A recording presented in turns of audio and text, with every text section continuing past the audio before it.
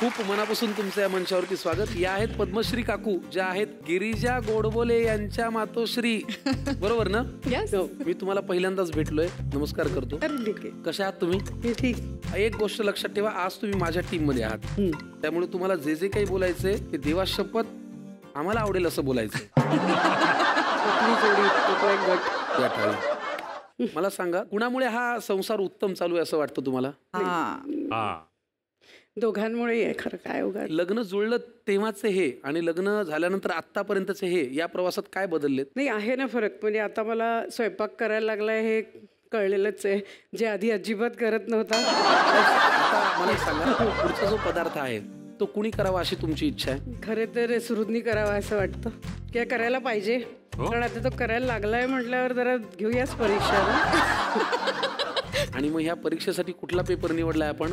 दिवाळी असल्यामुळे मला स्वतःला खूप आवडतो तो. छान तुपाचा असतो, पण त्यांनी म्हैसूर पाक करावा असं. बापरे, जरा परीक्षाच घेते म्हटल्यावर मला पण आता जरा कुमकुमी आली. मला फक्त म्हैसूर पाक जत्रेतला आठवतो. खड्डे खड्डे खड्डे असतात ना, आम्ही लहान. जाळीदार खड्डे खड्डे नको वर्णन करू, जाळीदार असतो. असं चौकोनी सापसिडीच्या त्या ट्यूब सारखा असतो, कुटकुटीत वडी असते आणि असा ठिसूळ असतो, तूप ठिसलेलं असतं. आणि मग बनल्यावर तुम्ही खूप चांगले शब्द वापरताय. माझी पंचायत होती. खुटखुटीत काय आता? चमचमीत वगैरे तू म्हणतोस की नाही पदार्थ बनल्यावर, त्याला तुम्ही काय म्हणता? कुटकुटीत म्हटलं रे. माझ्या तोंडावर. पण मला फार आनंद झाला. गिरिजा, तुझ्या आज आईला मी पहिल्यांदा भेटलोय आणि त्या फारच कमाल आहेत. आपण कधीतरी छान गप्पा मारू. हो, पण आज जावायला थोडंसं कामाला राहू. लगेच म्हैसूर पाक करायचं. करा. साहित्य काय आहे ते पटकन घेऊन या. सासूबाई तयार आहेत, लेक तयार आहेत, जावई तयार आहे. म्हैसूर पाक व्हायलाच पाहिजे. आणा. पहिल्यांदा काय करायचंय सुरुत सर? पहिल्यांदा हे जे डाळीचं पीठ आहे हे आपण आधी भाजून घेऊ. ते आपण जसा उपमा बनवताना रवा भाजतो तसं आपण हे आधी टोस्ट करून घेऊ. सासूबाई आल्यापासून आत्मविश्वास शिगेला पोहोचलाय. आता तर पॉइंट टू प्रूव्ह आहे ना. ठीक आहे. घाल खमंग भाजायचं.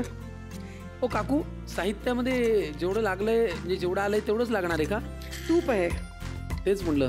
हो, तूप आहे. तुपाशिवाय काय म्हैसूर पाक? मंडळी, म्हैसूर पाक तुपाशिवाय होणार नाही. आणि या कार्यक्रमामध्ये आपण वापरतो गोविंद घी. म्हैसूर पाक तुपाशिवाय इमॅजिनच होऊ शकत नाही. आणि ते तूप जर गोविंदचं असेल तर 4 चांद. 100% शुद्ध गाईच्या दुधापासून बनलेलं गोविंद गाय घी. पारंपरिक चव व सुवासासह आरोग्यदायी घटकांनी समृद्ध पाक म्हैसूर पाक फक्त गोविंद घी मध्येच. मंडळी, खवय्ये येवा आणि गोविंद मिल्क आणि मिल्क प्रोडक्ट्सचा अनुभव घ्या.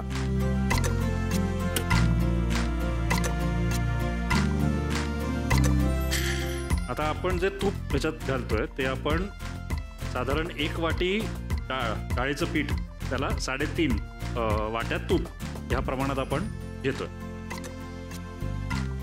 तूप आपण गरम करायला ठेवलंय. तिकडे बेसन हवं तेवढं भाजून झालंय. भाजून झालंय. परफेक्ट. थोडंसं